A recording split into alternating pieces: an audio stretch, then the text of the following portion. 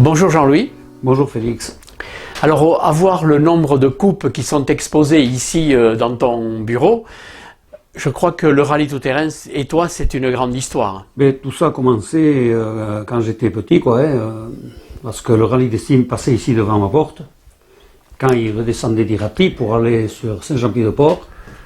Et en venant d'Iraty, il passait par Estérens-Sully, donc il passait devant chez moi. Il venait par la Raquille d'ailleurs. Voilà. C'était surtout des jeeps qu'il y avait à l'époque. Je partais les voir après au parc, à Saint-Jean-Pied-de-Port, à l'assistance, et comme ça, et voilà. Et après, bon, j'ai commencé à suivre tout ça, le parc à mobilette et tout ça, voilà. Et puis après, bon, j'ai commencé à travailler à Sparin quand j'avais 20 ans à peu près. Et j'y avais Greta qui habitait à Macaille, pas loin donc. Et j'allais le voir, parce qu'il venait d'être champion de France en 1976. Et puis c'est comme j'ai commencé à les faire assistance. Et voilà. Et puis après j'ai mis le pied un peu dans le bain. Et après j'ai toujours rêvé de monter mon propre buggy, de commencer moi-même. Et voilà, j'ai commencé en 85, donc à courir.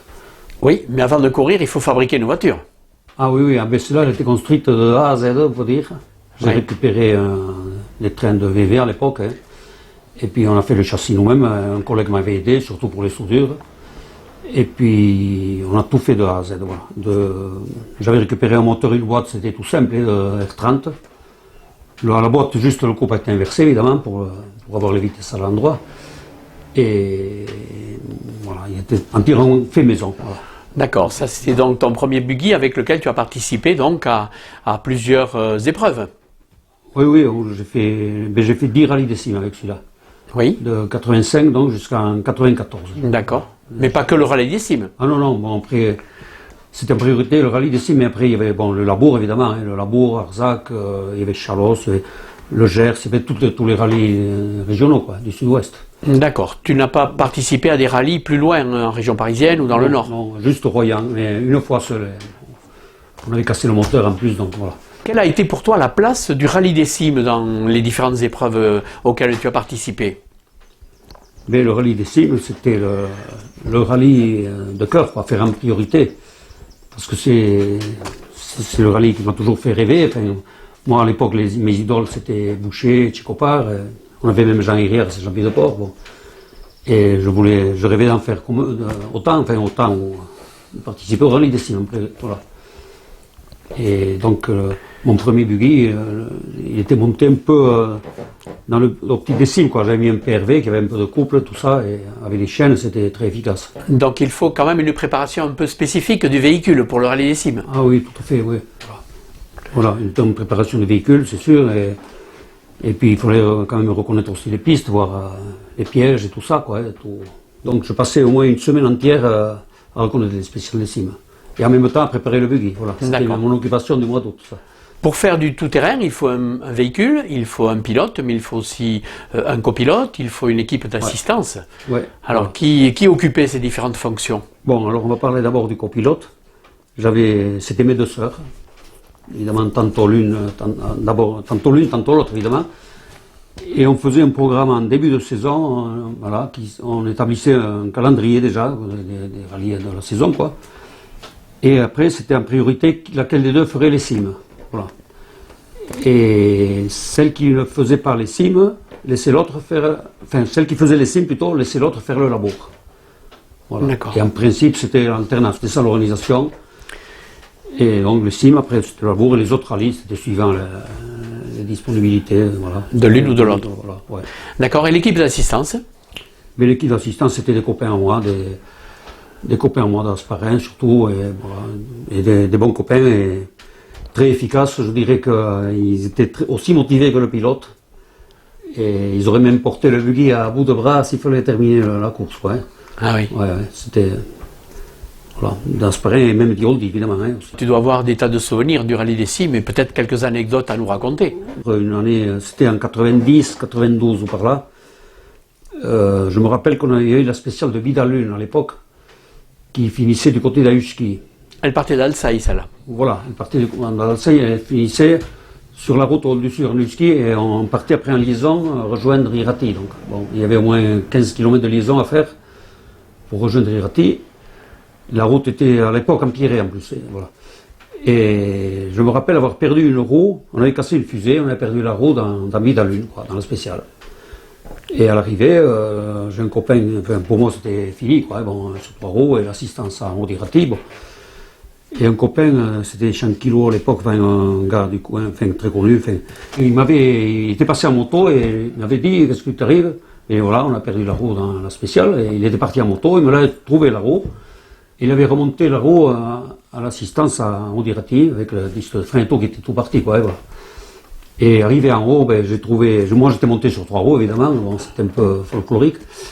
Et arrivé en haut, l'assistance était tout prêt, ils avaient tout sorti, la fusée de rechange, le cric, enfin tout, voilà, tout était prêt à accueillir et on avait fini le rallye après comme si de rien n'était, quoi. D'accord. Voilà. Et une autre anecdote aussi, c'était en 89, c'est là je me rappelle. Il y avait la spéciale d'Argo qui était assez costaud à l'époque. Et dans Argo, on avait fait une petite faute de pilotage. J'avais mordu un peu un talus et on avait fait un petit tonneau sur la piste. Bon. Et retombé sur les roues, paf, moteur même pas calé, on repart. On termine la spéciale. Et tant bien que mal d'ailleurs, bon, parce que j'avais cassé le bras arrière. Et on rentre à liaison, et à la liaison, l'assistance se faisait à Barcus. Et c'est là qu'il m'intercepte à l'entrée de Barcus. Ils m'ont fait rentrer dans un garage. Et c'était l'oncle à Jean-Loup Garat d'ailleurs qui tenait ce petit garage à Barcus. Et là-bas, le buggy sur le pont, on avait ressoudé le bras et tout, et voilà. Et puis j'avais terminé encore les cimes. Et en plus, on avait quand même gagné en 2 roues motrices. C'était quand même exceptionnel. Donc l'assistance ne se faisait pas à l'époque comme elle se fait aujourd'hui dans un parc bien délimité. Voilà, non. On pouvait la faire un peu n'importe où. Exactement, on faisait l'assistance sur les parcours de liaison. Et tu te souviens des spéciales, des parcours que vous empruntiez à l'époque? Oui, les spéciales, oui. Moi, je me rappelle mes premiers rallyes de sim. Bon, déjà, le rallye ne venait plus ici, hein, sur Saint-Jean-Pied-de-Port. Et par contre, il y avait des très belles spéciales du côté d'Arrête en particulier, sur Oriste, le Benou et tout ça. C'était des très très belles spéciales. Il y avait des difficultés particulières que tu redoutais un peu sur certaines spéciales? Des difficultés, il y en avait beaucoup à l'époque, voilà. Mais pas spécialement, non. D'accord.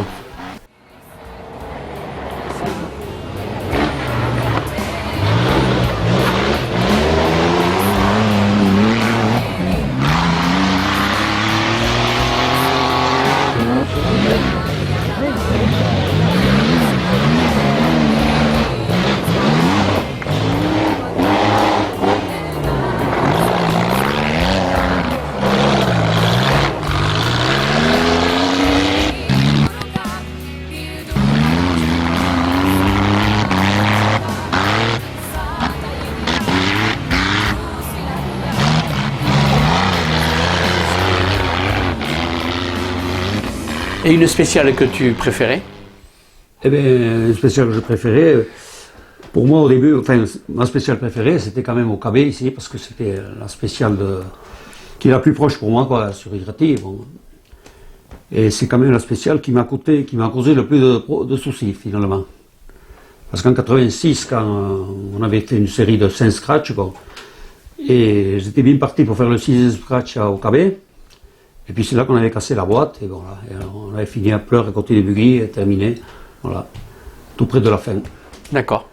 Et après, l'autre souvenir d'OKB, c'est que, là c'était mon dernier rallye des cimes que j'ai participé, c'était en l'an 2000, où j'ai fini la spéciale d'OKB en hélicoptère à l'hôpital de Bayonne, avec une fracture de vertèbre au dos. D'accord. Voilà. Et depuis j'ai gardé des séquelles, quoi, un plaque et vis dans le dos, et voilà. Donc spéciale un peu maudite, hein, au KB. Ben, si on veut, mais bon. Au KB ne voulait pas de toi. Voilà, exactement.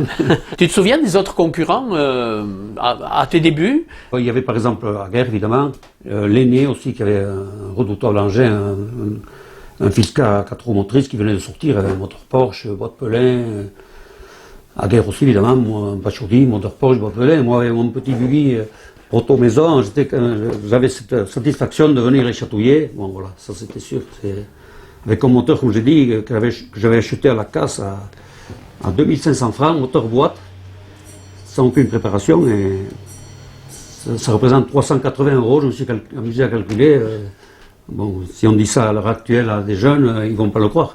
Ouais. L'ambiance du rallye, c'était une très très bonne ambiance. Je me rappelle, bon, chez Boucher et tout ça. Et après, le soir du rallye, on buvait tous un coup ensemble et tout, on discutait. Après, c'était une très très bonne ambiance. Voilà. À la fin d'une journée de rallye, de quoi on parle entre pilotes? Ben, on avait toujours quelques petites anecdotes, quoi. Enfin, voilà, des petits malheurs, voilà, il y avait toujours quelque chose à raconter, quoi.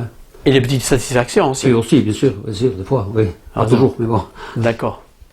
Bon, écoute, tu nous as parlé de ta première voiture, et puis comme tu nous as dit tout à l'heure que tu étais assez conservateur, tu as gardé la suivante. J'ai gardé la suivante aussi, oui, voilà, j'ai tout qui est là. Alors, bientôt je vais monter un petit musée chez moi. Mais, voilà. Alors on va aller la voir. Mais si vous voulez. Allez. Voilà. Ça, c'est la deuxième voiture avec laquelle tu as participé. C'est un Fisker qui avait appartenu à Bernard Garat, qu'il avait monté lui-même et qui a couru avec. Voilà. Donc, j'ai récupéré ma mécanique à moi, du deux roues, pour monter là-dessus. J'avais acheté celui-là roulant, quoi, voilà, sur roue avec les Houlins. Et c'était vraiment, bon, c'était un autre châssis et tout. D'accord. Voilà, ouais. Donc on a des sensations différentes au volant de ces voitures-là, à 4 motrices. Oui, voilà. Disons que c'était beaucoup plus confortable avec celui-ci. C'était bon, c'était notre pilotage aussi, quoi. C'était un 4 roues, de 2 roues et surtout confort de conduite et tout. Enfin. D'accord. Voilà, c'était. Une meilleure adhérence peut-être aussi? Aussi, bien sûr. Ouais, enfin, oui. Bien qu'en 2 roues, bon, on arrivait à passer parce que le moteur avait du couple et bon. D'accord. Celui-là, j'ai fait donc de sim, enfin de 95 donc jusqu'en 2000. D'accord. 6 rallyes de sim avec celui-ci, 6 saisons. D'accord. Ouais. Et tu as mis un terme à ta carrière à quel moment? Ben, disons qu'un terme, bon, après j'ai eu mon accident donc en l'an 2000. Je suis resté 5 ans sans toucher au véhicule. Et après j'ai repris un petit peu, quoi. On avait monté ici le rallye de Pense-Navarre. Alors celui-là je tenais quand même à y participer. Donc j'ai participé au rallye de Pense-Navarre 2005, 2007, 2010. Et mon dernier rallye c'était le Barretos en 2012. Que j'ai fait avec celui-ci. D'accord. Ouais. Et des envies de revenir sur la piste? Mais oui, bon, plus ou moins, mais bon, maintenant il faut laisser place aux jeunes aussi. Voilà. Ouais. Tu as connu quand même de nombreuses évolutions au niveau du rallye tout-terrain. Quel regard tu portes sur ces évolutions, notamment au niveau des véhicules, au niveau des pistes, de la réglementation aussi? Au niveau des véhicules, bon, il y a eu une énorme évolution. Ça, c'est une évolution terrible, quoi, à tous les niveaux, que ce soit moteur, suspension, enfin, freinage, enfin tout a évolué. Après, au niveau des pistes, bon, c'est sûr aussi, parce que les véhicules de maintenant ne passeraient plus sur les spéciales qu'on faisait à l'époque. Et bon, mais par contre, je trouve peut-être qu'il faudrait quand même toujours garder l'esprit du rallye des cimes, parce que bon, l'esprit tout-terrain des cimes qui a tendance, maintenant on a tendance à venir un peu à faire du rallye un peu trop sur terre, quoi, voilà. Bon, après, moi, évidemment, je vais pas être vieux jeu, bon. Mais je dirais qu'il faut quand même, bon, il faut préparer les pistes, ça c'est indéniable. Hein. Bon, j'étais moi-même organisateur du rallye de Pense-Navarre, donc je sais ce que c'est. Mais il faut quand même garder aussi son caractère. Quoi. Voilà. Par exemple, je vois la montée de la Madeleine, je pense qu'on aurait peut-être tendance des fois un peu trop à en faire. On a cassé le mur qu'il y avait, les bosses ont tendance à disparaître. Bon. Ça, il ne faut pas trop enlever ce charme-là. Voilà. D'accord. Ouais. Pourtant, il y a quand même du spectacle avec ces jeunes pilotes fougueux que l'on a sur le rallye des cimes, le rallye du terrain, le rallye des cimes en particulier. Ah oui, mais ça, je dirais que au niveau des pilotes, on a la chance ici au Pays Basque d'avoir des pilotes extraordinaires. Par exemple, un Louis Dronde il a le génie du pilotage, on pourrait dire, ouais, parce que c'est un phénomène.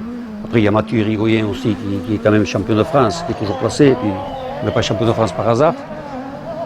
Et puis même en deux roues, comme moi j'ai toujours un peu suivi les deux roues quand même, je trouve qu'il y a des Poche Luberry, Thibaut Fleury-Barbet qui est tout jeune, qui est champion de France.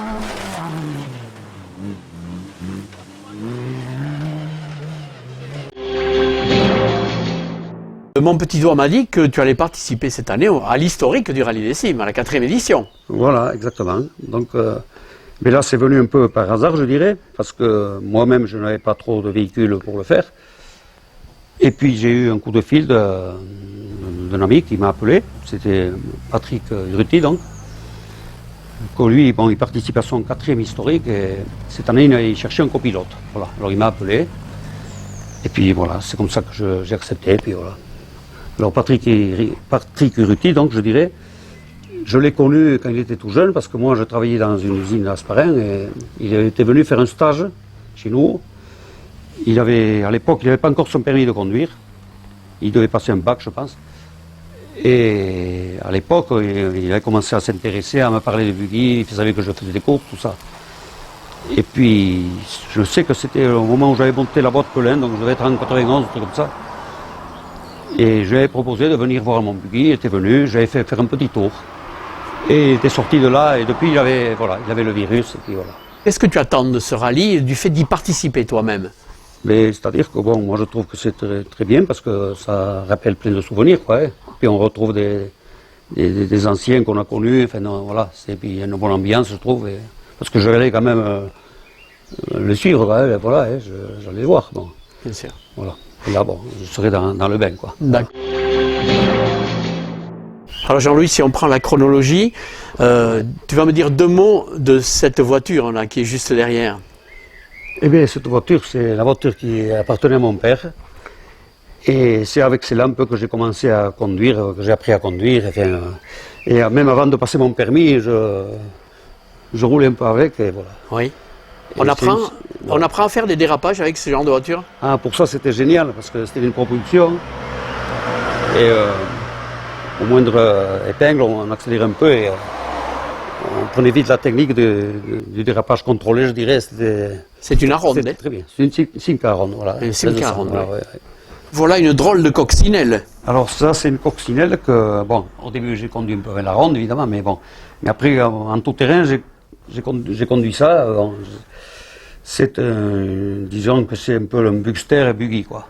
D'accord. C'est un moteur VV, un 1600, avec une boîte, avec des réducteurs aux roues, et avec ça, ça montait aux arbres. Hein. Disons que j'ai fait mon apprentissage de tout terrain avec ça. Voilà. D'accord, c'est sur les chemins communaux ici? Exactement, oui. Et puis au fond, là-bas, caché dans l'ombre? Mais au fond, c'est mon premier buggy, le proto de roue, quoi, que je vous ai raconté, donc. Oui, oui.